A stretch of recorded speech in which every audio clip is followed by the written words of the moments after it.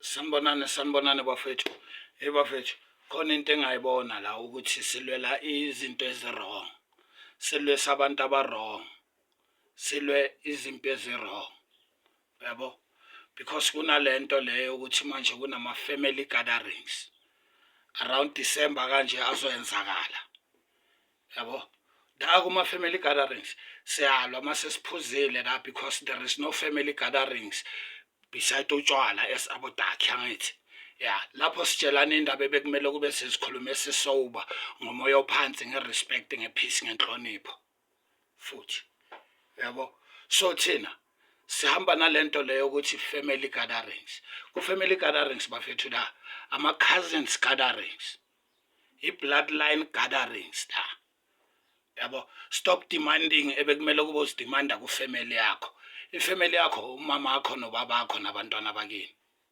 Ifamily yakho umfazi wakho nendoda yakho nabantwana benu. Yabo? La siyalwisana la.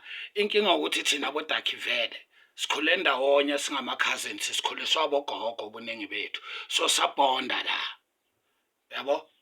Sabonda la saze safila ukuthi no si-family. But manje masikhula siba disappointed because omunye nomunye ubheka impilo yakhe and rightfully so manje. Yabo? Rightfully so. Yabo? Omunye uthola ukuthi bohlala kubo athanda akwenzela izinto ezi-snacks. Bakutshela nokuthi uhamba uyofuna ubabakho, bakutshela nokuthi akusikuyini lapho ongazophapha. But mase nikhulile sobambe 25 million elottery wena. Uziphilela impilo yakho sebathi awusabanake sebakhala ifoul. Abasasho lezi bebazenza because bohlala kubo ngithi. Yabo? Omunye bekanganamama lapho. Abazali bakhe bashonile amncane bamtshela lezi zinto lezi. Mase bakholile sebayakhohlwa manje sebadimanda ukuthi ifamily. Yabo? Come on bafethu. Ake sekene ukuqabana lezi zinto ezingekho la. Lento le ezihamba nakubantu abasebashonile manje sesiqabaniswa na izimpi zabantu abashonile. Uyayibona ready? Uyayibona ready? Ifamily ubhuti wakho unomsebenzi wakhe kuwe. Kunala akusiza khona ubhuti wakho. Kunala i-cousin yakho nayo engakusiza. Mayengakhona ikhona baba. Makangafuni akafuni baba. Let's maintain that bonding le esikhule ngayo. Uyabona? Uyabona? Sithandaneni. Kube nenhlonipho phakathi. But singademand izinto ezi-wrong because end up manje sesibizana ama-black tax. Ayisebakufilisa guilty manje ukuthi kumele ngibanakekele and mawuthi uyabheka akusifamily yakho labantu. Yabo? Ama-cousins. Sikhule kanjalo vele. Ake sibheke nezinto ezi-wrong esizenzayo. Sike si-differentiate between relative and family. Yabo? I-relative iyakusiza la ikusiza khona la engakhona ayikhona baba. Yekela ukuzothi hey mina ngiyozifunela ifamily ingakubulala, ifamily imbi, ifamily ayisizani, hey mina ngaleso sikhathi mawuthi uyabheka kahle ukwatela ama-cousins wena.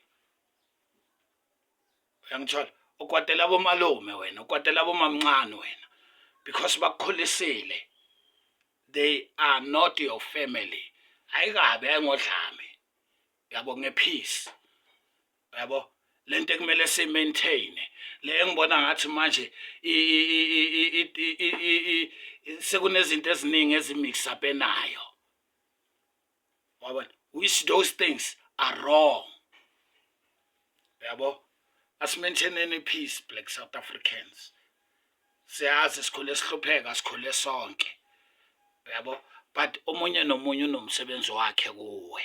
Ungadimandi into bekumele yenzwa uyilo uyidimande kulo. Uzosindwa naye akwade. Sisibizana ama-black tax manje. Yabo? Because sikhule sonke angathi besisizana. Umama kho bekathenga ukudla sedla sonke. When are you still hanging in those things? Zakudala. Lezo babakho akutshele zona ukuthi laba bengithenga impahla ngibathengela bonke. Bengibathengela bonke. So wena so ufuna ukuzozonda lo ngoba sekaba successful manje. Yabo? kwesinye isikhathi asizazi nezimpi esizilwelayo ukuthi ziqale kuphi. Asiziyekeni. Peace, South Africans. Number 1 educational speaker in the whole world.